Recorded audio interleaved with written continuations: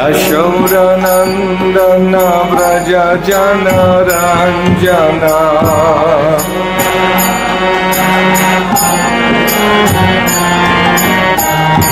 Yamuna Tira Vanachari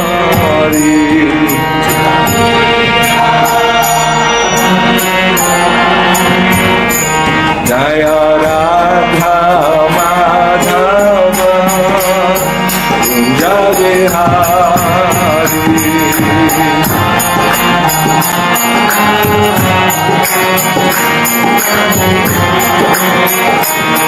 Jaya Radha Madhava Kunja Vihari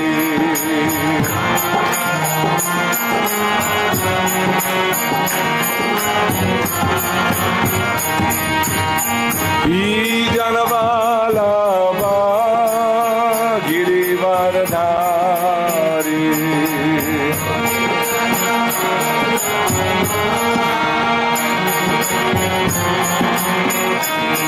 Jai Gopi Janavalabha Girivardhari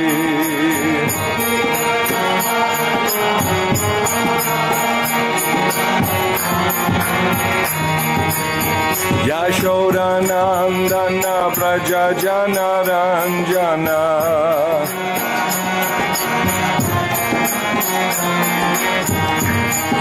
Yashodanandana Praja Jana Ranjana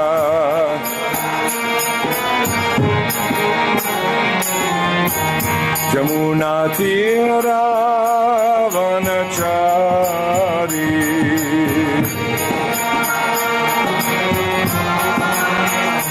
Jamuna Tira Vanachari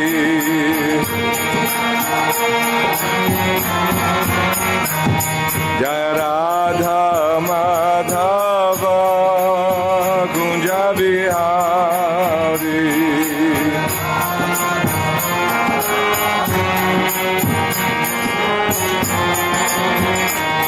Jaya Radha Madhava Kunja Vihari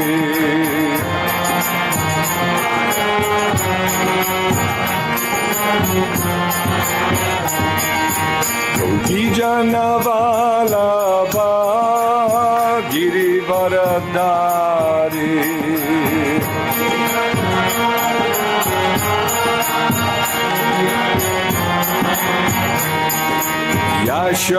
Yashodanandana Vraja Jana Ranjana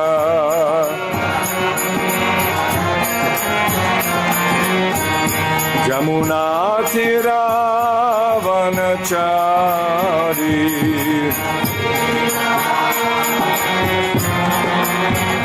Jamuna Tira Vanachari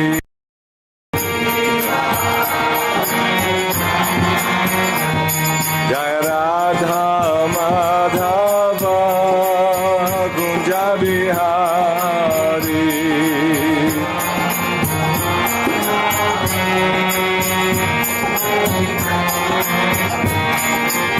Krishna Hare Krishna Krishna Krishna Hare Hare Hare Rama Hare Rama Rama Rama Hare Hare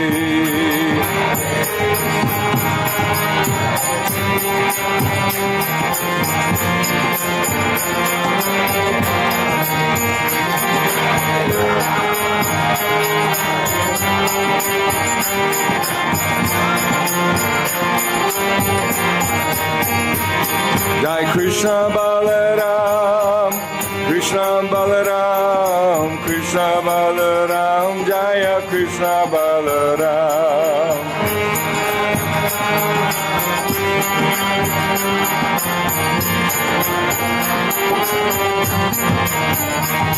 Jai Gauda Nitai, Gauda Nitai, Gauda Nitai, Jaya Gauda Nitai.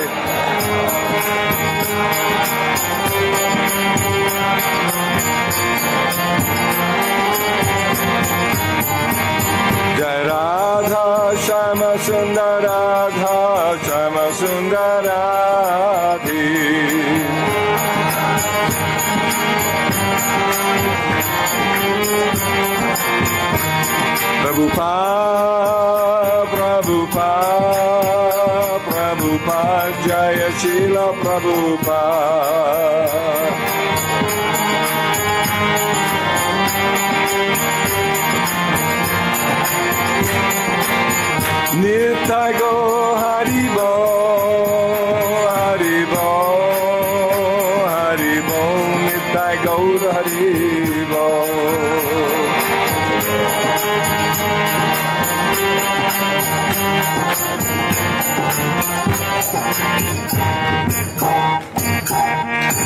Śrīla Prabhupāda ki.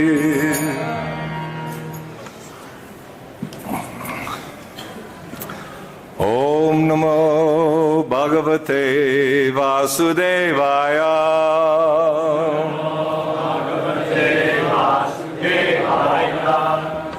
Om Namo Bhagavate Vasudevaya.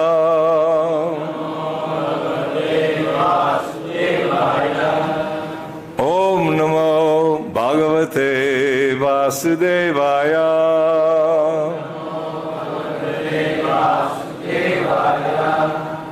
Narayanam namaskritya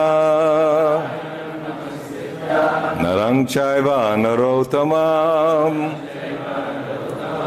devim saraswatim vyasam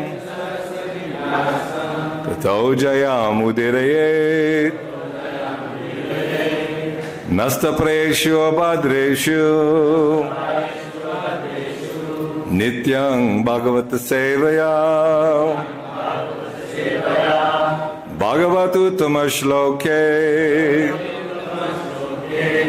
Bhaktir bhavati naishtaki. Śrīmad-Bhāgavatam ki.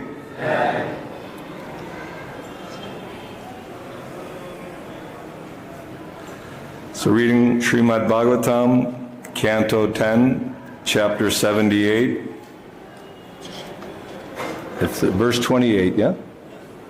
Oh, you put 23 here. I thought you changed your mind.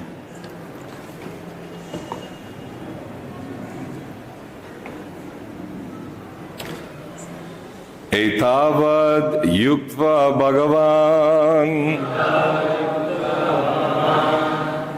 nivṛtto sad-vadhād bhāvitvāt kuśāgreṇa kara-sthenāhanat prabhuḥ etāvad uktvā bhagavān nivṛtto sad-vadhād bhāvitvāt kuśāgreṇa kara-sthenāhanat prabhuḥ etāvad uktvā bhagavān nivṛtto sad-vadhād bhāvitvāt kuśāgreṇa kara-sthenāhanat prabhuḥ etāvad uktvā bhagavān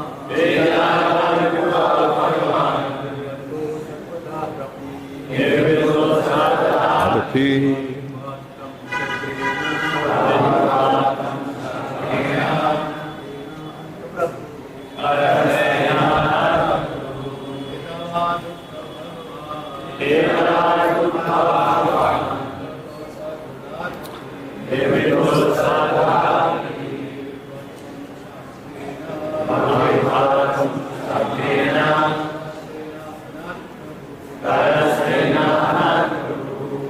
etāvad uktvā bhagavān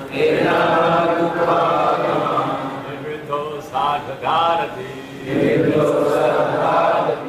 bhāvitvāt kuśagreṇa kara-sthenāhanat prabhuḥ.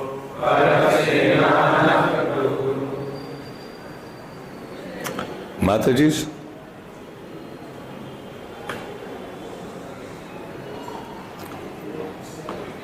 Okay. Etāvat, this much. Uktvā, saying. Bhagavān, the personality of Godhead.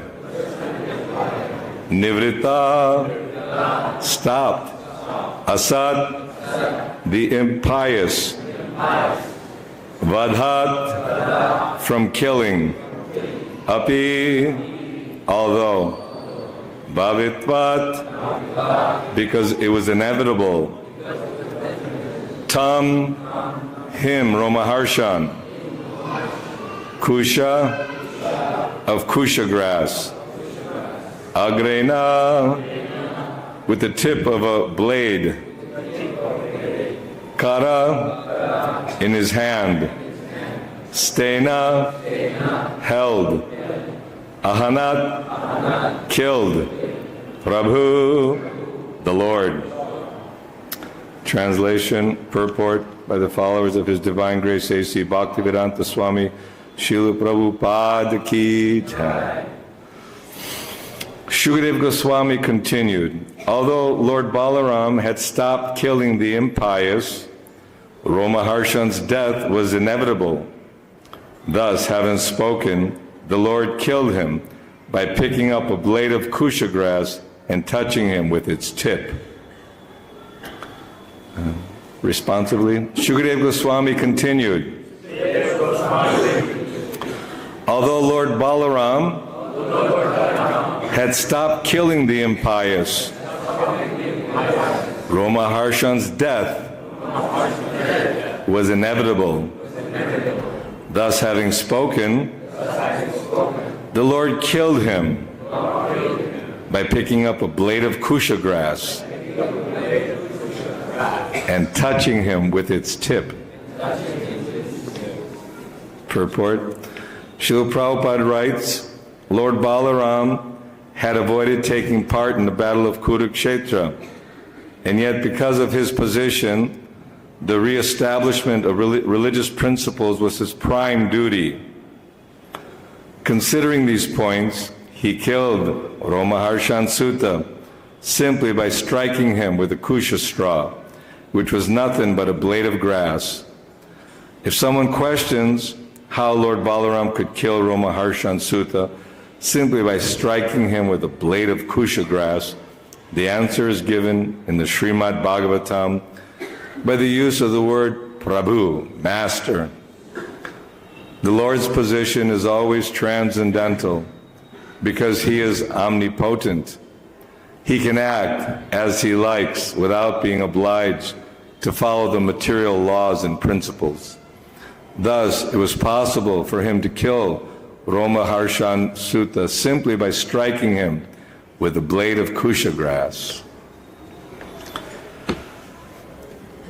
Om Jnana Timirandasya Jnananjana Shalakaya Chakshurun Militam Jena Tasmai Shri Guruve Namaha Shri Chaitanya Manobhistam Stapitang Jena Bhutale Swayam Rupa Kadamayam Dadati Swapadantikam Vanchakalpa Tarubhyascha Kripa Sindhubhyeva Cha Patitanam Pavanebhyo Vaishnavebhyo Namo Namaha. Jai Shri Krishna Chaitanya Prabhu Nityananda Shri Advaita Gadadhar Shivasadi Gaur Bhakta Vrinda. Hare Krishna, Krishna Krishna, Hare Hare, Hare Rama, Rama Rama, Hare Hare. Lord Balarāma ki. So we're hearing the divine Leela in Śrīmad-Bhāgavatam, and it's described here that although Lord Balarāma was touring and stopped his paritranaya sadhunang vinashaya cha dushkritam, stopped killing the demons. There's a whole list of demonic personalities that have been killed throughout the Śrīmad-Bhāgavatam. But the main purpose of Krishna's advent was to reestablish Yudhishthira, the Pandavas, and actually give proper guidance to human society. So in this particular instance, when Lord Balarāma came to Naimisharanya and all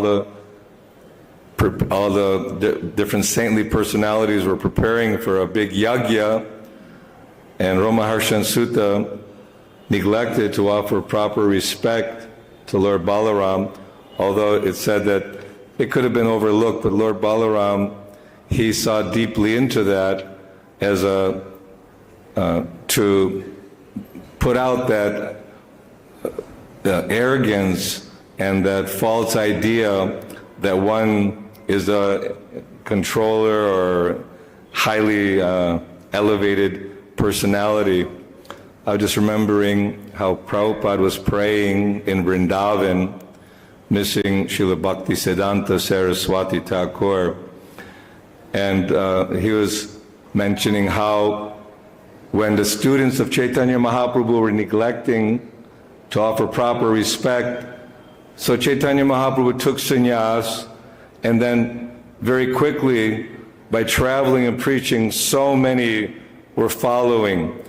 And especially in Bharatvarsh in India, the custom and the tradition is there to offer proper respect to senior personalities. But Lord Chaitanya, he did not recommend taking sannyas because many times people take sannyas for the purpose of their own self-adoration and cheap followers, and many times even many speakers who utilize the Bhagavatam for the purposes of economic development and gifts and family, and not conveying the message of Godhead properly.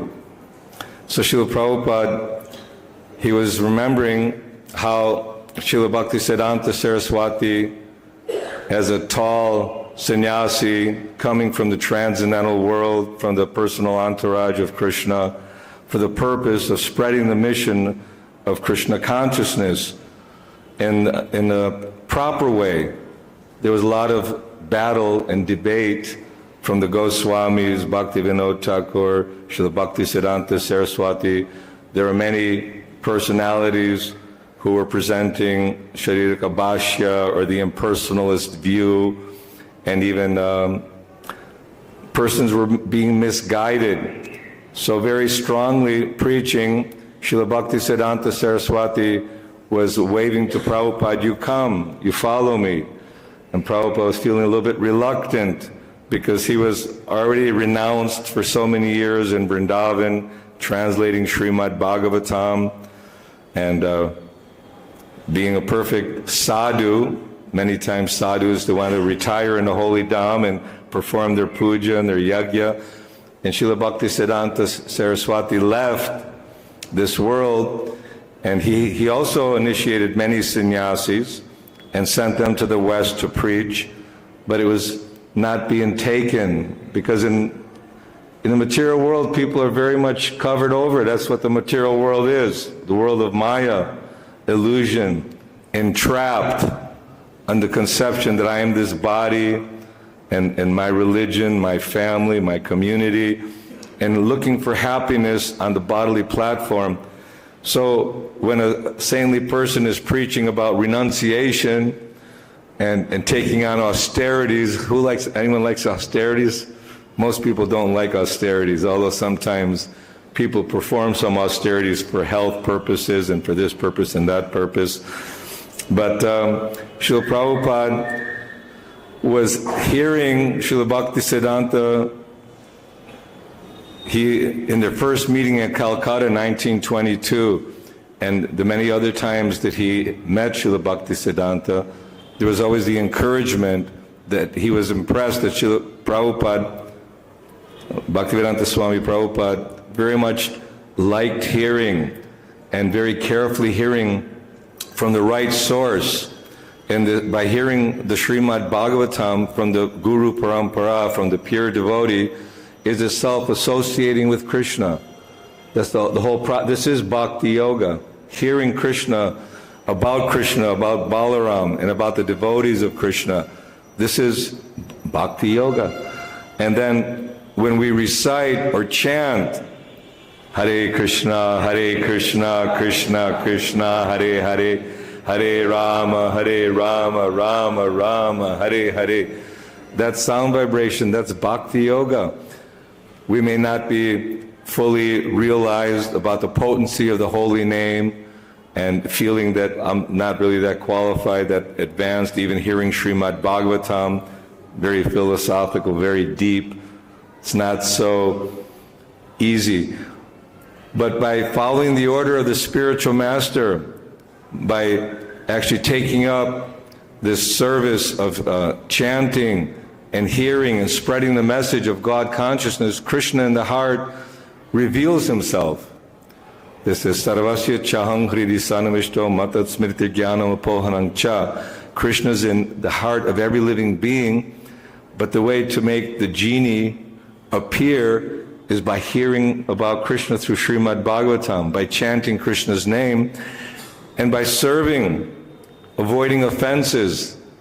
Offenses means that sometimes we become angry and we don't behave properly, or we're concerned about our own happiness and self-interest and not thinking how to help others to also become more Krishna conscious by setting a good example. So Śrīla Prabhupāda, by his love and his behavior, very much endeared his followers. They wanted to surrender their lives to serve the mission of Krishna consciousness. So although reluctantly, Śrīla Prabhupāda was not inclined to take sannyas. It's not recommended in this age of Kali Yuga because there are so many persons who are simply shopping for chapatis and looking for girlfriends in the name of sannyas. And Prabhupada, he was also, when his father was entertaining many sadhus, he was not impressed. So this is Kali Yuga. There's no truthfulness, no mercy, no cleanliness. And these are symptoms of the age of Kali Yuga. And it's full on manifest now. The government's allowing so many slaughterhouses to slaughter the bull, which is the representation of religion. When Parikshit Maharaj was speaking to the bull on one leg, he says, you're Dharma personified. What has happened? And so the leaders who are taking the role of emperors or kings or spiritual leaders, if they're not following the process themselves or guiding their dependents how to become free from this, avoid the symptoms of Kali Yuga, then people are simply kept in darkness and kept in illusion. So Śrīla Prabhupāda took this order from Śrīla Bhaktisiddhanta, accepted sannyas, the 1959, and prepared himself for the mission of traveling. He wanted to spread the mission of Krishna consciousness throughout the world. So Lord Balarāma here, he wanted to uphold, it said that he didn't want to continue his killing of the impious, but he wanted to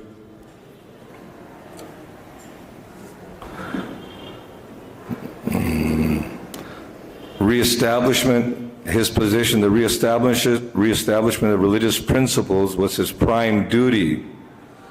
So he wanted to put Sūta Gosvāmī, the son of Romaharṣaṇa Sūta, in that position to transparently convey the message of Śrīmad-Bhāgavatam. So Śrīla Prabhupāda, taking in a very humble way the message or the enthusiasm, although he was very humble and very much feeling incapable due to his, whenever he would sign his poem, insignificant, humble, insignificant beggar. But we see how he became like a lion and preaching very strongly, very boldly. We were reading from the first canto of Śrīmad-Bhāgavatam yesterday, and Prabhupada is just speaking so powerful of how to avoid the entrapments of Kali Yuga, how to actually utilize this human form of life for the purpose of awakening our Krishna consciousness. Why were all the sages gathered after Krishna? he wound up his Leela. He appeared, he performed beautiful pastimes. He showed his strength with his unlimited lifting Govardhan Hill and marrying 16,000 queens and bringing all the queens from Dwarka to Hastinapur, Indraprastha, because Yudhishthira Maharaj wanted to perform this yajna in order to establish his supremacy, and then killing of Jarasandha. So all these seem very fascinating, very incredible pastimes. But who can do that? Who can marry 16,000 queens and provide 16,000 palaces? And what to speak of 16,000 saris and gold and jewels and bangles, and be with each and every one of them all the time, you know? This is incredible. And I was thinking, how Krishna can bring so much paraphernalia and so many queens on camels and carrying all that and crossing a huge long distance, and with an army protecting, also with the bodyguards and army protecting them, crossing rivers, and it's very difficult for us to imagine. But Krishna and Balarāma performed so many Herculean activities and so wonderfully. But Krishna wound it up, the whole Yadu dynasty. He brought them, many of them were demigods. They had to go back, perform their duties as demigods, providing all the necessities of mankind. And sacrifices have to be there. The sacrifice of a yajna has to be performed. In Kali Yuga, what is the yajna? Krishna Varnam Tusha Krishnam Sangopangastra Parshadam Jagnai Sankirtam Prayar Yajanti Hi Samedasaha. So, in our age of Kali Yuga, we're not qualified to perform elaborate yajnas the way they had the Brahmins and priests chanting the mantras perfectly.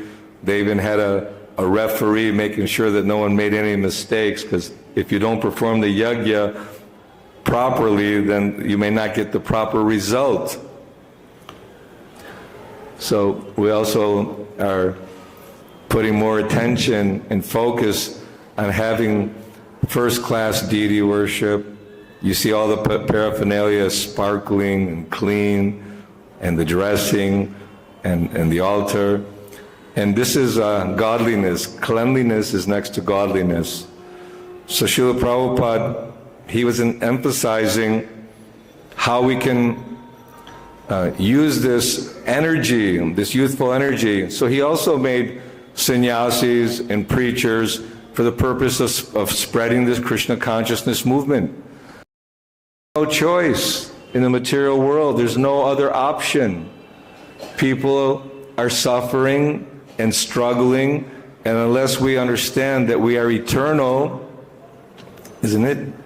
That we're eternal, ever-existing, undying, that this body is simply a temporary covering for the soul, and the mind and the intelligence are simply manipulating the body in so many ways so that we're looking for pleasure, we're looking for happiness, but that parang drishta nivartate, that higher pleasure comes from hearing the wonderful activities of the Supreme Lord by taking up this process very seriously.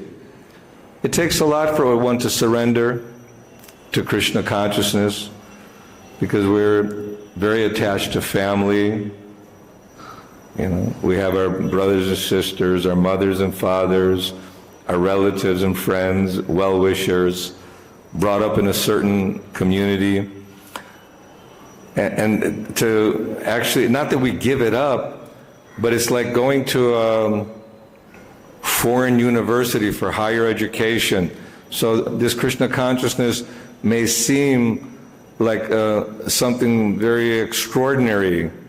I mean, you can't imagine in the late 60s, early 70s, when you see all the devotees with their robes and shaven heads and very colorfully singing and dancing for 8-10 hours on the streets. what so-called normal people were thinking. They're thinking these people are either very much intoxicated on drugs or they've been brainwashed and they're following some strange cult from a foreign country. You know, this is the general assumption or conclusion. So they had brainwashing deprogrammers very active to try to help us become again normal citizens who are bewildered by everybody's eating the cow and bull, eating meat and taking so many intoxicants. Prabhupada was remarking about in India they had a couple of aspirins, you know. He said in your country they have so many varieties of medicines. You go to the drugstore, what is when you get old, you get free medical, you know, medicines, and there's all kinds of drugs and to help us tolerate the pain of being in this material existence. But Śrīla Prabhupāda, his preaching has awakened the Sankirtan movement, and we can see now many youths are taking up. We have a youth preaching all over the world, and what Lord Balarāma established here is that we have to follow Guru Parampara, Evang Parampara Praptang Emang Rajarshayo Vidhu. That we're following not somebody's ideas of what is spiritual life, but we're actually following the authorized process is given to us by Srila Bhaktisiddhanta Saraswati to Śrīla Prabhupāda. Krishna personally revealed the Vedic literatures to Lord Brahma, and Lord Brahma to Narada Muni to Srila Vyasadeva, and Vyasadeva compiled this Vedic literature just 5,000 years ago. Although it's been in existence since time immemorial, when Krishna was telling Arjuna that I spoke this science of Bhagavad Gita many millions of years ago to the sun god. And Arjuna was questioning, although he knew, but how is it we're contemporaries, how you spoke this knowledge to the sun god? So Krishna's not manufacturing something new. When Lord Kapila Dev was explaining to Devahuti the science of self-bhakti yoga, he said, I'm giving you the same knowledge, the same science that has been handed down for thousands and thousands of years. So we don't need to create a whole new philosophy or a whole new system of yoga meditation. And this process of bhakti is simple, but at the same time, the mind is restless, very turbulent, very difficult to control. But we have to follow, as Prabhupada is giving us this opportunity by creating the International Society for Krishna Consciousness. And whether we're in wherever we are, the temples are a little oasis. It's an opportunity to serve Krishna by dressing the deities, by seeing the beauty of the deities, and by sitting and hearing the kirtan, hearing the Śrīmad-Bhāgavatam. Life goes by very, very quickly, so we should utilize our time. Don't waste a moment. I was hearing one lecture today about Prabhupada speaking about the sun, how powerful the sun is. And you figure 93 million miles away, that sun is radiating its rays throughout the whole universe. And here we are, so distant, so far away. If the temperature is 1 or 2 degrees this way or that way, we feel so much inconvenience. Showing that Krishna is controlling everything, the whole universe. And the scientists are claiming, oh, we found some great mystery that far beyond our solar system, there's life.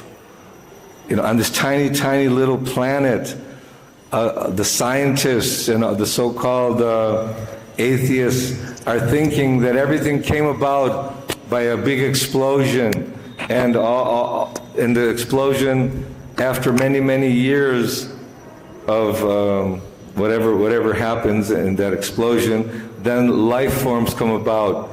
What to speak of all the varieties of life form, the human form of life, so complex, isn't it? You have eyes, you have nose, you have mouth, you have ears. The whole system, the whole body is so complex. And what to speak of how powerful and how great the universe is. So there must be a supreme controller, Ishvara Parama Krishna Satchidananda Vigraha Anadiradir Govinda Sarva Karna Karnam. Krishna is the supreme cause of all causes. He's the supreme Lord. He expands himself as Balarāma, all the different incarnations. And like a father, he's very concerned for the fallen condition, for the children. You have your children, you're very concerned. You're looking out for their welfare. So the whole material world was created for the purpose of giving the rebellious living beings, they're the Nitya-Siddha devotees, those who are in the spiritual world, having loving relationships with Krishna in varieties of forms, servants, as friends, parents, lovers. But in this world, we're given the freedom to use our minute independence.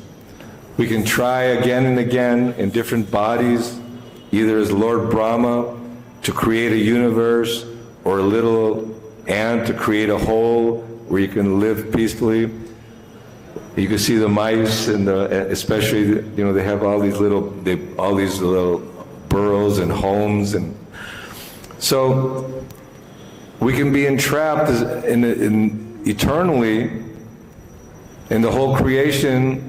It takes so much time. One day of Brahma, so we're just in Kali Yuga. It's a rare opportunity, very rare opportunity, to take a human form of life. And the human form of life is the only opportunity to actually inquire about the absolute truth. Atato Brahma Jignasa. Now is the time that we should inquire, and more than just inquire, but we have to hear from the Master, hear from the Guru, and be in association with those who are enthusiastic or eager to put an end to the cycle of birth and death and suffering in this world. And this is what Śrīmad-Bhāgavatam and Bhagavad Gita and all the acharyas are pushing and giving us this knowledge. Why did Śrīla Prabhupāda have to undergo so much struggle? It's so eager, pushing us to translate the books, and build the temples. Even when Krishna Balarāma Mandir was being built and all the other projects, Prabhupada was pushing, must be done quickly. Because he sees, he wanted to have Śrīmad-Bhāgavatam, have the institution solid, to provide an infrastructure, a foundation for the future generations, so they can also take up Krishna consciousness and be benefited by devotional service. I was telling Shruta today, I have no idea what to describe about Lord Balarāma. He is feeling or traveling, and although he's performing such an incredible activity of taking a blade of kuśa grass and touching it to Romaharṣaṇa Sūtas with the tip of it and killing him, just like Krishna when he came to Mathura. That washerman they were asking for some clothes from the king, and the washerman was chastising them, how you can possibly think that you are qualified to take the king's clothes, and how Krishna with just his hand immediately cut off the head of that rascal washerman. So Krishna has unlimited powers, and the pure devotee also becomes very powerful like Krishna. Sometimes the pure devotee appears even more powerful. Krishna empowered the Goswāmīs to spread Krishna. He could have done everything himself, and just like from the Goswāmīs to Śrīla Bhaktisiddhanta Saraswati, and he mentioned that Śrīla Prabhupāda will do everything. And Śrīla Prabhupāda, even though he was felt himself, I'm not one of the senior disciples of Śrīla Bhaktisiddhanta. I didn't even take sannyasa, ordinary grihasta.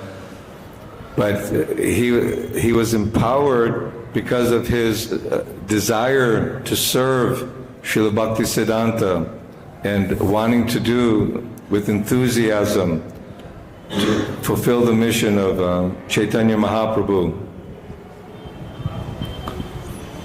So this is the beauty of Śrīmad-Bhāgavatam, Nityam Bhagavata Sevaya, that simply by hearing, we may not understand all the details of the philosophy, but simply by hearing about Krishna and Krishna's pastimes, Lord Balarāma, and the beauty of Vrindavan and the loving relationships which are available for everyone who simply takes up this process of bhakti yoga.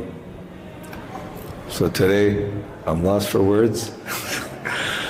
Hare Krishna, Krishna Krishna, Hare Hare, Hare Rama, Rama Rama, Hare Hare.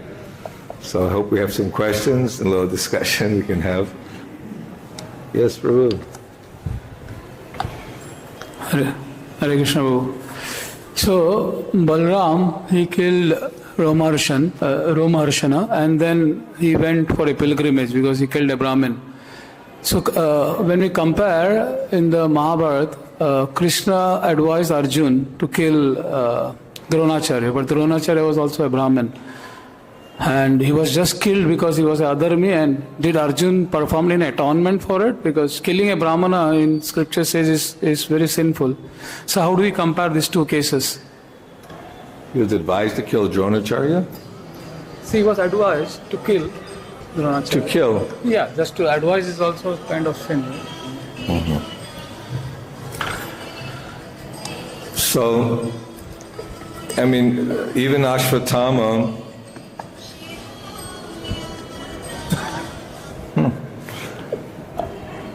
he performed so many atrocious activities, Ashvatthama, the son of Dronacharya. And Draupadi did not want Arjuna to kill him, although Krishna said, kill him immediately. He killed all the Pandavas' children and tried to kill Parikshit Maharaj in the womb. But because she understood that the wife of Dronacharya, the mother of Ashvatthama, they're Brahmins, and she would feel great pain. So she was feeling in that kind of magnanimous way. Killing a Brahmana is not correct.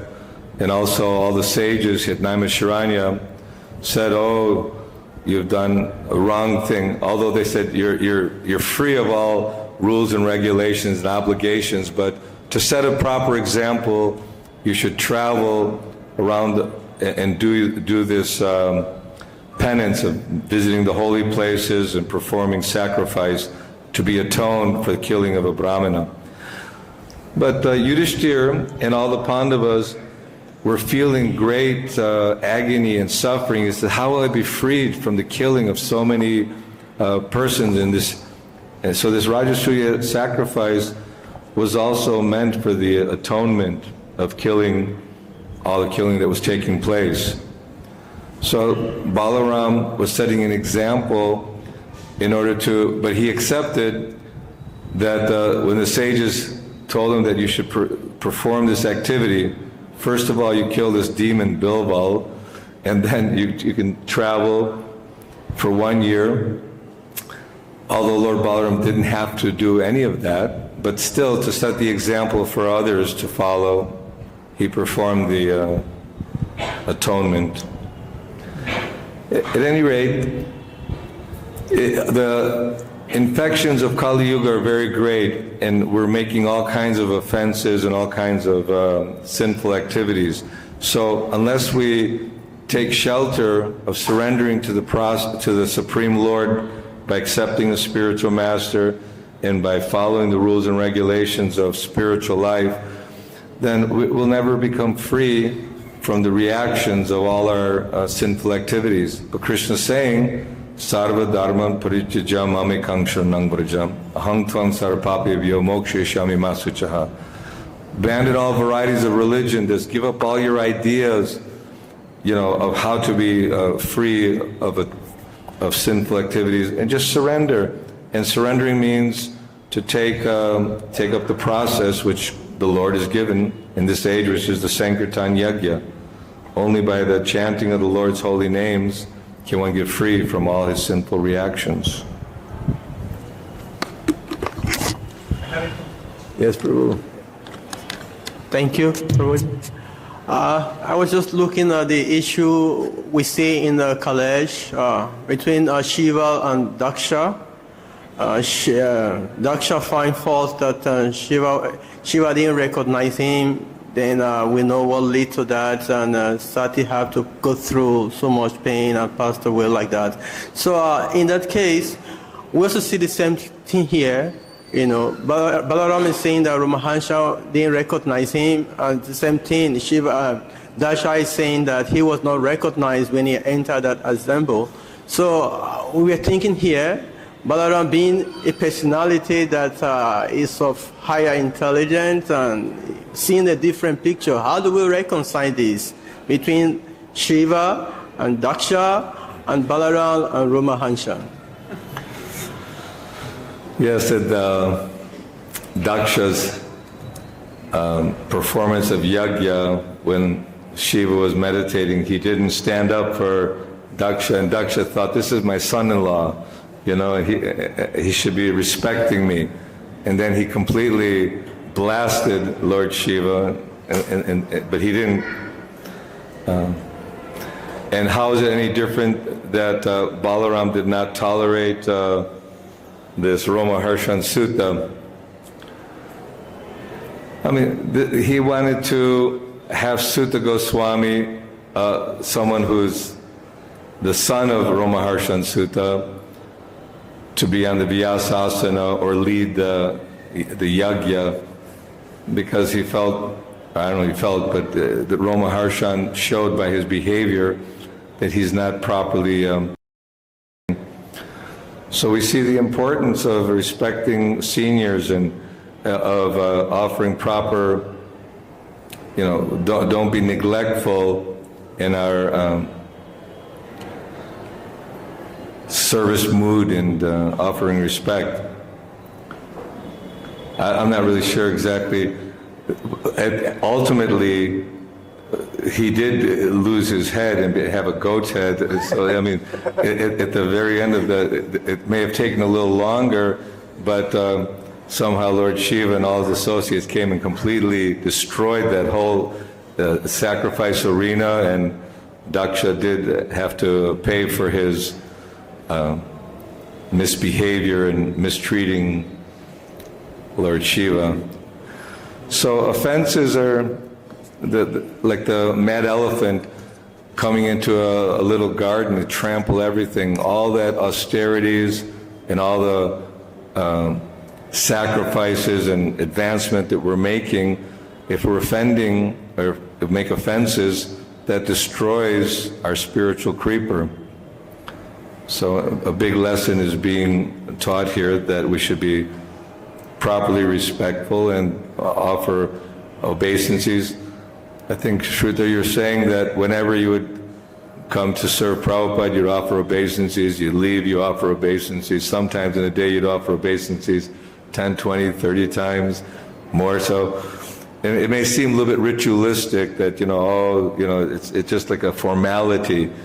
But because we have this arrogance and pride, and because of our misuse of our independence, this pride is keeping us from surrendering again to Krishna and going back home, back to the spiritual kingdom. So humility is trinadapi sunicena tarodapi seshnana amanina manadena kirtaniya sadahari. We want to chant the holy name perpetually, then we have to be tolerant, humbler than a blade of grass, and ready to offer all respects to others. So I guess the point is being made there that we should be respectful and properly carry out our duties. I have one last question. Oh. Well, that question is a gift. I have a special gift for you. You have a special gift? Yeah. Yeah. This is my special gift for you. Yeah. That's from your preaching. This is from Sanskrit University, Mathura. He's actually preaching at all the universities, not all of them, but it's amazing the response. People are very encouraged and inspired. What is this the award for? This is for you, though. Why you... For the temple, on behalf of the temple. Oh, okay. Thank you. Thank you.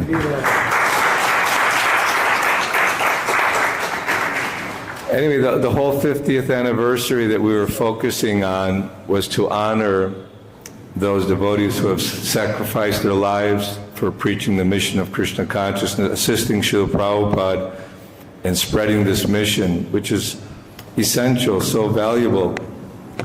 And devotees, they put out good energy, and it seemed, I think, that everyone was very happy and very much appreciative of being appreciated. So this is something of devotional service. Krishna consciousness means to learn to appreciate others and inspire others for the making advancement in Krishna consciousness. Yes, Prabhu.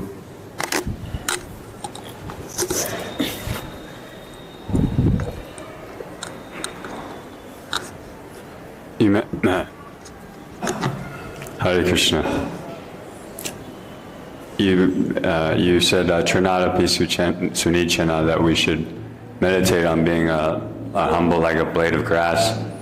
And it just so happens that Balarāma had to make this person humble like a blade of grass with a blade of grass. And so I think that there's like analogies that are given in Shastra, like and Christians say, like, before you judge someone, first take the straw out of your eye, before you see, someone else. So there's this like, maybe in our consciousness being the real eye, there's like an anartha, anartha vritti, there's like a blade of grass that we have to identify with or as, and overcome our anarthas before we can like criticize someone. Can you speak on maybe the internal maybe mood of these pastimes so we can overcome our own anarthas? Well, you reminded me that when Parikshit Maharaj was asking Dharmaraj, bull personified, well, who has caused this trouble to you, this pain of losing your three legs? And in the Bhagavatam, in the very beginning, during that conversation, he didn't. It said that one who is accusing someone of causing them trouble, he also has to suffer in the same way, the perpetrator. So this whole idea of feeling that I had bad things happen to me due to this person or that person, but actually it's all due to our own karma, due to our own, karma daiva nitrena, good things, bad things. And exactly, what was that about you said about the straw or the blade of grass?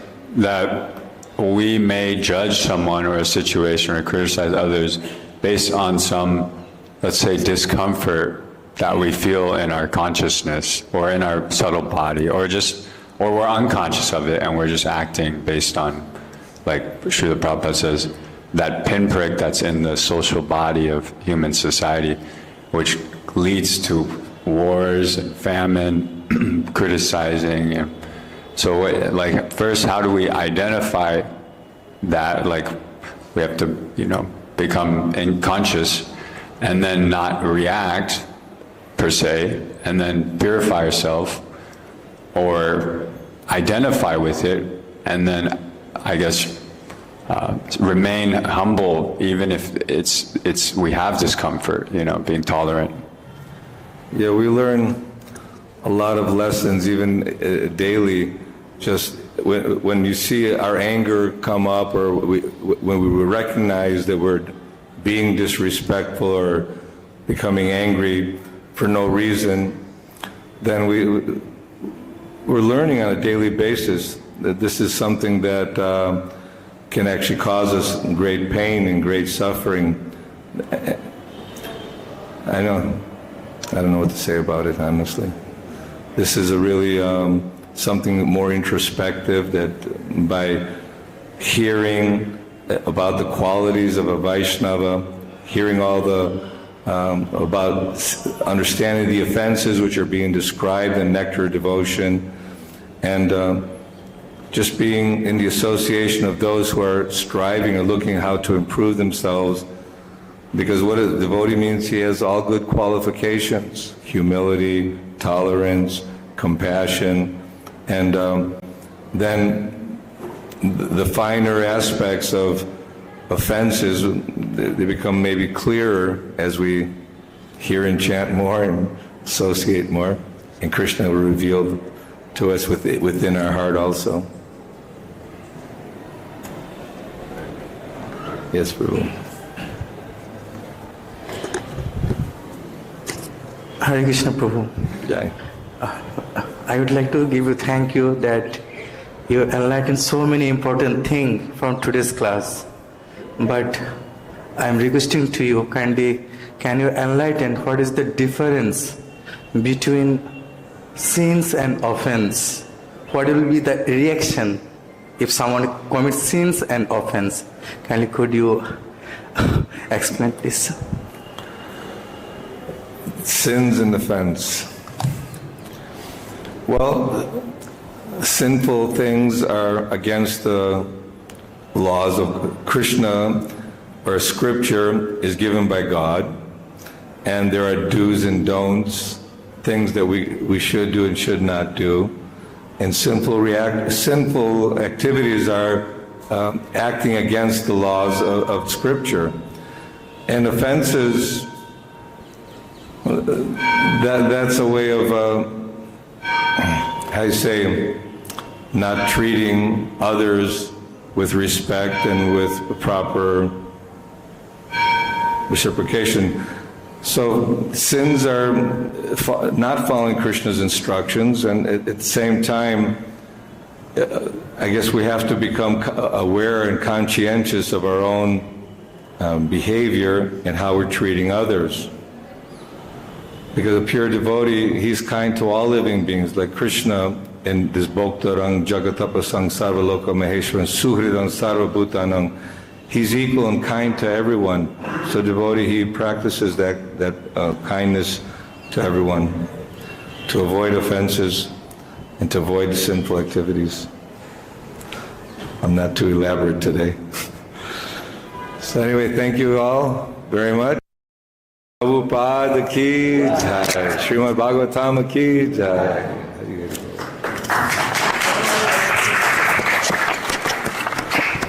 Clap for anybody. We have topic.